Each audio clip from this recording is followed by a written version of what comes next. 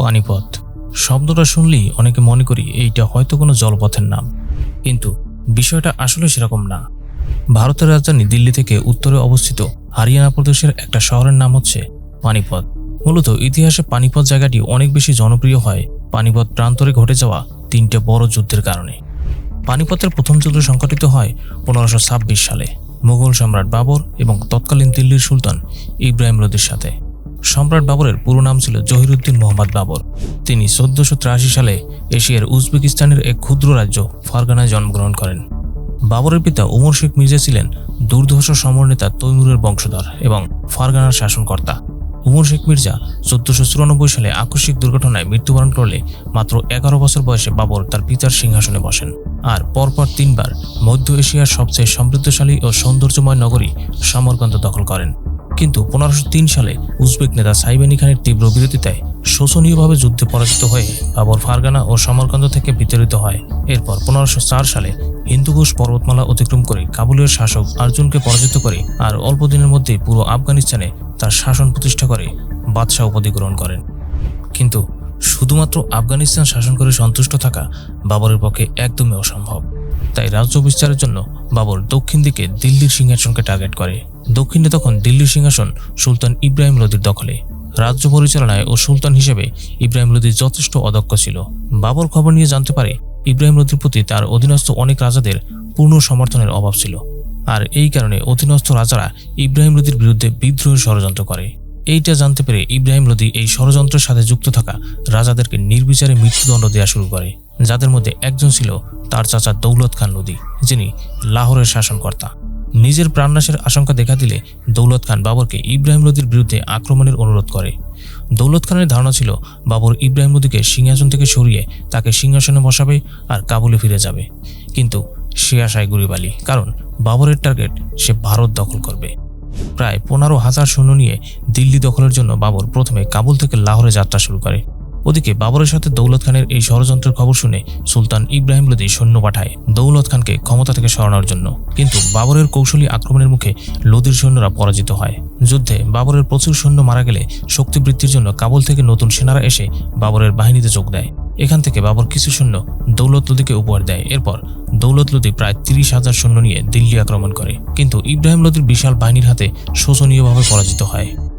এই যুদ্ধের পর ইব্রাহিম লোদি বুঝতে পারে বাবর খুব শীঘ্রই দিল্লি আক্রমণ করবে। তাই বাবরকে রুখতে ইব্রাহিম লোদি হিসার ফিরোজার গভর্নর হামিদ খানের কাছে সাহায্য চায়। হামিদ খান প্রায় 20,000 সৈন্যের একটি দল পাঠায় লোদিকে সাহায্য করার জন্য, কিন্তু এই সৈন্যরা বাবরের ছেলে হুমায়ুনের হাতে পরাস্ত হয়। অন্যদিকে লোদি বাবরকে রুখতে ছোট আকারের ফৌজ পাঠায়। এইবার বাবর তার বাহিনী নিয়ে আম্বালার দিকে রওনা হয়।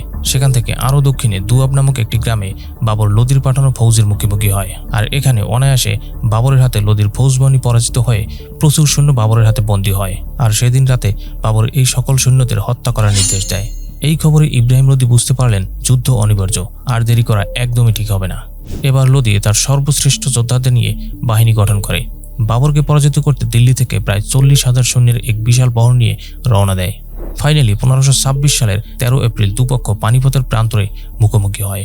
লোদির প্রধান শক্তি ছিল অশ্বারোহী দল, কিন্তু তিনি নিজেও বুঝতে পারেন বাবরকে হারানো খুব একটা সহজ হবে না। তাই ঘোড়ার পাশাপাশি প্রায় 1000 যুদ্ধবাজ হাতি দিয়ে বিশাল এক হস্তি বাহিনী গড়ে তোলেন এবং প্রতিটা হাতির উপর তৈরি আসনে 3 জন সুদক্ষ তীরন্দাজ নিযুক্ত করেন।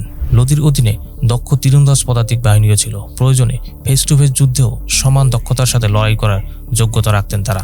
ওদিকে বাবরের মুঘল বাহিনীতে তুর্কি, মঙ্গল, পারস্য এবং আফগান অঞ্চলের যোদ্ধারাও ছিলেন। মঙ্গলদের চিরচারিত কায়দায় বাবর অশ্বারোহী বাহিনী, তীরন্দাজ বাহিনী এবং পদাতিক বাহিনী নিয়ে দল ভারী করলেও তার কাছে ছিল একটি গোপন অস্ত্র, আর সেটা হচ্ছে গোলন্দাজ বাহিনী। তখনও ভারতের বুকে পশ্চিমে ভারতের বটকা গন্ধ এসে পৌঁছায় নাই, তাই লোদি এই অস্ত্র সম্পর্কে জানত না। বাবর প্রায় 4 ধরনের ভারী এবং হালকা কামান দিয়ে সাজায় তার গোলন্দাজ বাহিনী। প্রায় 20টি কামান নিয়ে 8,000 সৈন্য সম্বলিত মোগল বাহিনী ইতিহাস গড়ার জন্য বাবরের নেতৃত্বে কাঁধে কাঁধ মিলিয়ে পানিপথের ময়দানে ঝাঁপিয়ে পড়ে। যদিও লোদির বিশাল বাহিনী দেখে বাবর চিন্তায় পড়ে যায়, কিন্তু তার উপস্থিত বুদ্ধির কারণে প্রথম দিনই লোদি বাহিনী সামনে আগাতে সাহস পায় না। বাবরের নির্দেশে সৈন্যরা শহর থেকে শত শত গরুর গাড়ি নিয়ে হাজির হয়। বাবর গরুগুলো ছেড়ে দিয়ে গাড়িগুলোকে দড়ি দিয়ে শক্ত করে বেঁধে অর্ধবৃত্তাকার প্রতিবন্ধক তৈরি করে। গাড়িগুলোর মাঝে যথেষ্ট ফাঁকা রাখেন। সেখানে তিনি পর্যাপ্ত পরিমাণ পদাতিক সেনা মোতায়েন করেন। এবার প্রতিবন্ধক থেকে আরও পেছনে তিনি তার কামানগুলো সেট করেন। এর ফলে গোলন্দাজ বাহিনী লোদি বাহিনীর তীরন্দাজের সীমানার আওতামুক্ত হয়ে যায়। গোলন্দাজ বাহিনীর সাথে প্রায় 1000 খানেক সৈন্য অতিরিক্ত হিসেবে আলাদা করে রাখেন। এরপর শুরু হয় অপেক্ষার পালা। দেখতে দেখতে 7 দিন চলে যায়। লোদি বাহিনী এক পাও সামনে আগায় না। বাবরের তীরন্দাজ বাহিনী প্রতিদিন শত্রুপক্ষের দিকে অগ্নিফলক নিক্ষেপ করত যেন লোদি বাহিনী আক্রমণ শুরু করে, কিন্তু ফলাফল একদম শূন্য। তাই বাবর রাতের অন্ধকারে লোদি বাহিনীর ব্যারাকে আক্রমণ চালানোর চেষ্টা করেন, কিন্তু উল্টো নিজেই বিপদে পড়ে যায়। সেবার অল্পের জন্য বেঁচে যায় মোগল বাহিনী। পরদিন সকালে লোদি বাহিনী ব্যারাক থেকে বের হয়ে যুদ্ধের সাজে সজ্জিত হয়। মোগলরাও যুদ্ধের জন্য প্রস্তুত। এরপর শুরু হয় আক্রমণ।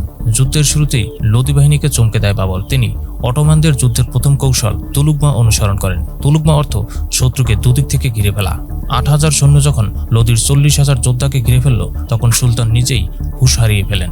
বিপদে পড়লে যেমন মানুষ তার সেরাটা দিয়ে আঘাত করতে চায়, তেমনি লোদি তার হস্তি বাহিনী দিয়ে চড়াও হলেন ঘিরে ফেলা মোগল সৈনিকদের উপর। কিন্তু বাবর বিপদে মাথা ঠান্ডা রাখলেন। তিনি আরো শক্ত করে লোদি বাহিনীকে পিছু হটাতে লাগলেন। এরপর সুবিধাজনক দূরত্বে নিয়ে যাওয়ার পর বাবর গোলন্দাজ বাহিনীকে মৃদু ইশারা করলেন। বাবরের ইশারা পাওয়া মাত্রই হঠাৎ একসাথে 20টি কামান ফায়ার করে লোদি বাহিনীর উপর। আর সাথে সাথে ভারতবর্ষের বাতাস যেন প্রথমবারের মতো বারুদের গন্ধে একাকার। লোদির হস্তি বাহিনী যতই শক্তিশালী হোক না কেন, তারা এর আগে কখনো কামানের আওয়াজ শোনেনি। একদিকে কামানের গোলায় লোদি বাহিনীর ঘোড়া, হাতি এবং সৈন্যদের দেহ ছিন্ন বিচ্ছিন্ন হয়ে গেল। অপরদিকে হাতিগুলো ভয় পেয়ে আর সামনে আগাতে রাজি হলো না। উল্টো হাতিগুলো পাগলের মতো লোদি বাহিনীর উপর চড়াও হলো। হাতির পায়ের তলায় পিষে যেতে থাকলো লোদির সৈন্যরা। বাবরের বাহিনী অতি উৎসাহে আক্রমণ চালাতে থাকলে লোদি বাহিনী ঘুরে দাঁড়ানোর সুযোগ হারিয়ে ফেলে।